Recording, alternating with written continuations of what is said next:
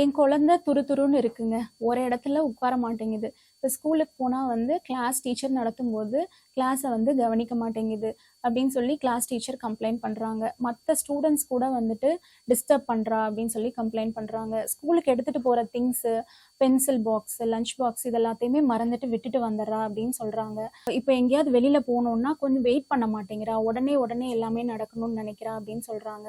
இல்ல வந்து வீட்டுக்கு யாராவது கெஸ்ட்ஸ் வந்திருக்கும்போது, அவங்களுக்கு நம்ம சர்வ் பண்றதுக்கு முன்னாடி, அவங்களுக்கு நம்ம வந்து கவனிக்கிறதுக்கு முன்னாடியே வந்துட்டு நடுவுல இன்டரப்ட் பண்றான்னு சொல்றாங்க.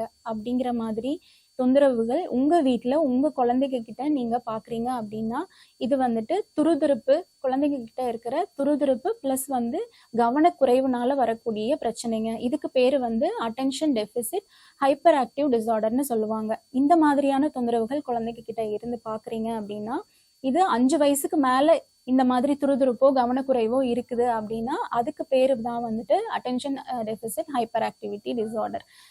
5 வயசுக்கு முன்னாடி எல்லா குழந்தைங்களுமே வீட்டில் இருக்கும்போது துருதுருப்பா தான் இருக்கும். ஆனா 5 வயசுக்கு அப்புறம் ஸ்கூல்ல இருந்தோ இல்ல பக்கத்துல இருக்கவங்க கிட்ட இருந்தோ இந்த மாதிரியான கம்ப்ளைண்ட்ஸ் வருது அப்படின்னா உடனடியா வந்து ஒரு குழந்தைகள் மருத்துவர்கிட்டயோ இல்ல வந்து மனநல மருத்துவர்கிட்டயோ நீங்க போய் குழந்தை இதுக்குண்டான வந்து மருந்துகள் மூலமாவோ இல்ல அடுத்து ஆக்குபேஷனல் தெரப்பி மூலமாவோ வந்துட்டு இந்த பிரச்சனைகளை வந்துட்டு கம்மி பண்ணி குழந்தைங்கள அதுல இருந்து வெளியில கொண்டு வரதுக்கு முயற்சி பண்ணணுங்க.